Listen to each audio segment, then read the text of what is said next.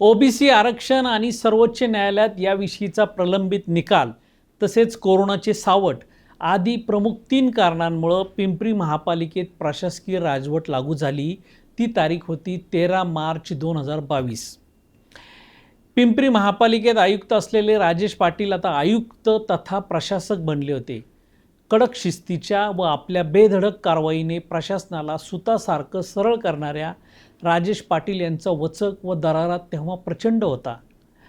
यामागे त्यांना तत्कालीन उपमुख्यमंत्री अजितदादा पवार यांचा पाठिंबा असल्याचं बोललं जायचं, कारण तेव्हा राज्यात महाविकास आघाडीचं सरकार होतं।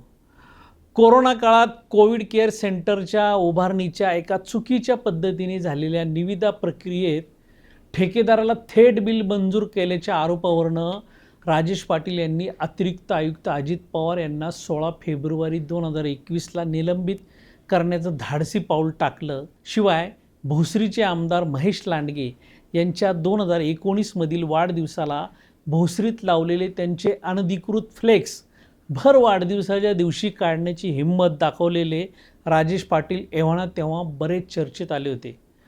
शहरातील भाजपच्या आमदारांच्या रडारवर देखील पाटील यायला सुरुवात झाली, परंतु पाटील यांना अडचणीत आणण्याची योग्य संधी मिळत नव्हती। आणि अशातच 30 जून 2022ला शिवसेना पक्ष फोडून एकनाथ शिंदे राज्याचे मुख्यमंत्री झाले आणि महाविकास आघाडीचं सरकार कोसळलं। महाविकास आघाडीच्या 2.5 वर्षाच्या काळात बॅकफूटवर गेलेला भाजप हा पक्ष आता पुन्हा फ्रंटला आला। पिंपरी चिंचवडमधील भाजपच्या आमदारांमध्ये आता 12 हत्तीचं बळ आलं होतं।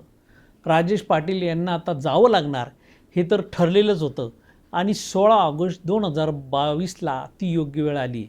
राजेश पाटील यांचा पूर्ण कार्यकाल न होताच त्यांची बदली झाली। आता कोण प्रशासक असणार पिंपरीचे अशी चर्चा सुरू असतानाच एक नाव कळालं, ते म्हणजे साताऱ्याचे जिल्हाधिकारी शेखर सिंह यांचं।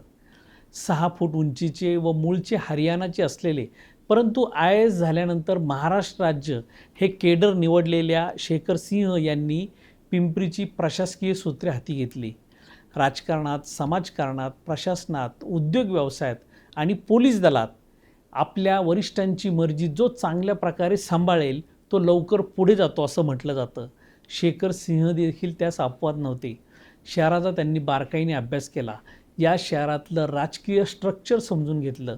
राज्यात सत्ता आता भाजपची असल्यानं या शहरातली भाजपची सूत्रे कोणाच्या हातात आहे, कोण या शहराचा कारभारी आहे याची माहिती त्यांनी घेतली। ओसंडून वाहणारी पालिकेची तिजोरी, करोडो रुपयांच्या बँकेत असलेल्या ठेवी, त्यावर मिळणारं लाखो रुपयांचं व्याज, असा सगळा अभ्यास त्यांनी करून घेतला। नगरसेवक नावाचा प्रकारच नसल्यानं कोणापुढे हाजी करण्याची किंवा कोणाची मर्जी सांभाळण्याचा प्रश्नच नव्हता। मीच आयुक्त, मीच प्रशासक, मीच महापौर आणि मीच स्थायी समिती अध्यक्ष असा सगळा एक हाती कारभार एकाच माणसाच्या हाती प्रशासक म्हणून आता आला होता।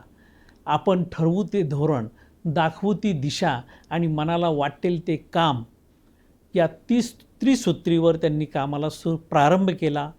मात्र राज्यकर्त्यांना दुखवायचं नाही, भाजपच्या मंडळींना तर अजिबात नाही, अशा रीतीनं त्यांनी कामाला सुरुवात केली।